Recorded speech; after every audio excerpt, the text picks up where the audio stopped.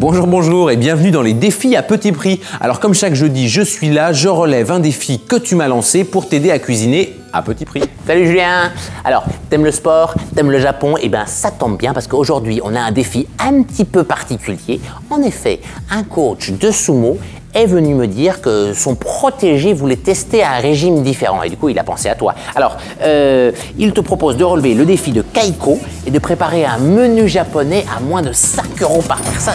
Eh bien, très bien, je vais lui proposer tempura de légumes, shirashi zushi au saumon et kasotera.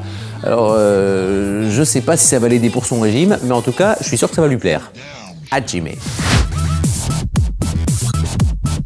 Alors pour les tempura de légumes, pour 4 personnes, je vais avoir besoin de un oignon rouge, une aubergine, une courgette, un demi-bouquet de persil frisé, une demi-bouteille de sauce soja japonaise sucrée, de l'huile pour friture, de la fleur de sel et pour la pâte à tempura, un œuf de poule élevé en plein air, 50 centilitres d'eau glacée et 150 g de farine de blé pour pâtisserie et cuisine.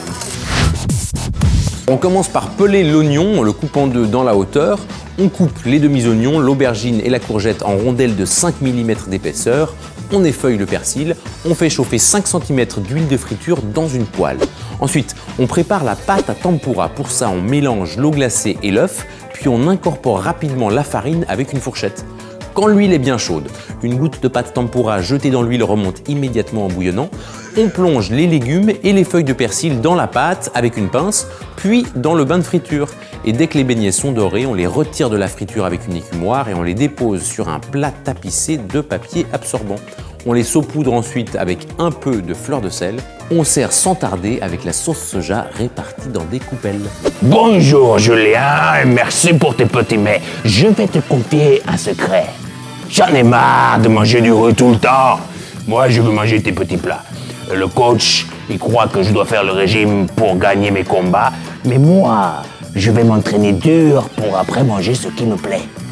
D'accord, alors t'inquiète pas, ton secret est bien gardé avec moi. Et tiens, regarde plutôt la suite pour te mettre l'eau à la bouche.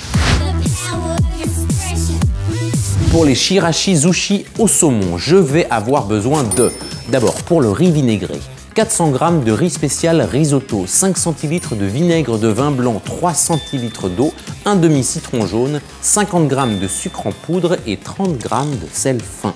Ensuite, pour la garniture, 2 pavés de saumon surgelé, un demi-concombre, 2 avocats, un demi-citron jaune, 2 œufs de poule élevés en plein air, une cuillère à café d'huile d'olive, du sel fin et une demi-bouteille de sauce soja japonaise à teneur en sel réduite 1,96. Alors, on fait décongeler le saumon au frais comme indiqué sur l'emballage. En cours de décongélation, tant qu'il est encore ferme, on le coupe en fines tranches, puis on termine la décongélation au frais. Pour préparer le riz, on plonge le riz dans un saladier d'eau froide et on le frotte entre les mains, puis on l'égoutte. On renouvelle l'opération jusqu'à ce que l'eau soit claire. On laisse égoutter dans une passoire pendant 1 heure. On verse le riz dans une casserole avec un demi-litre d'eau froide, on couvre et on porte à ébullition.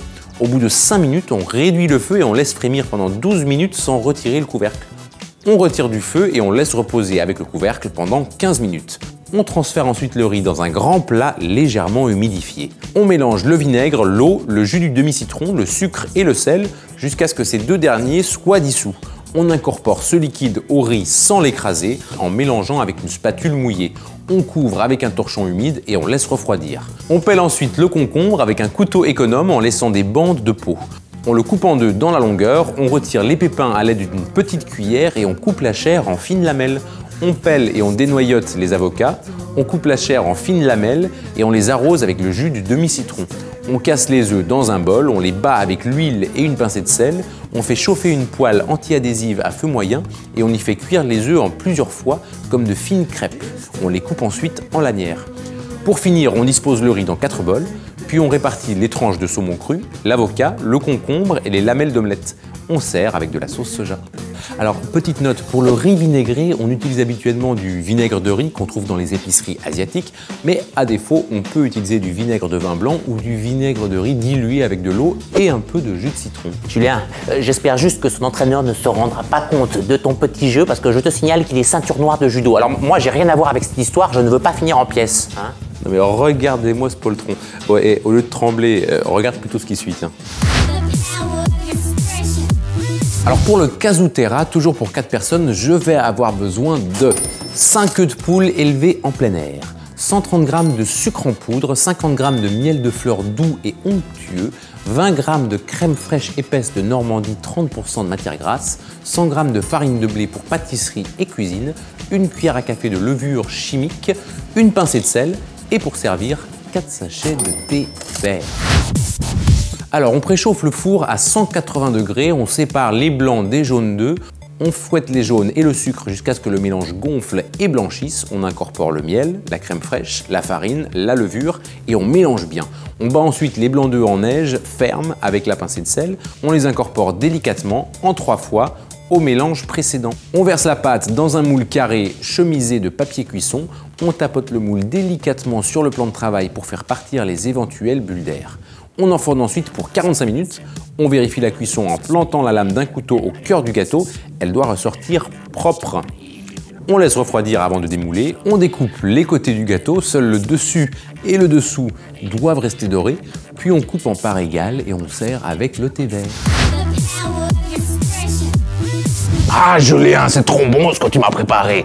L'entraîneur est ravi parce que je remporte tous mes matchs et il est persuadé que ton régime miracle en est la cause. Oui, enfin, fais attention quand même, Julien. Hein? Bon, en tout cas, tu as parfaitement répondu au défi de Kaiko. Voilà, une véritable prouesse de ninja.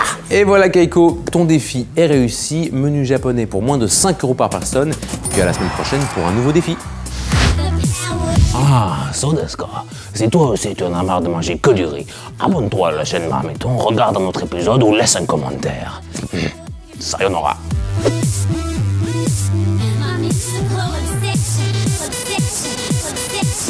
You damn sure.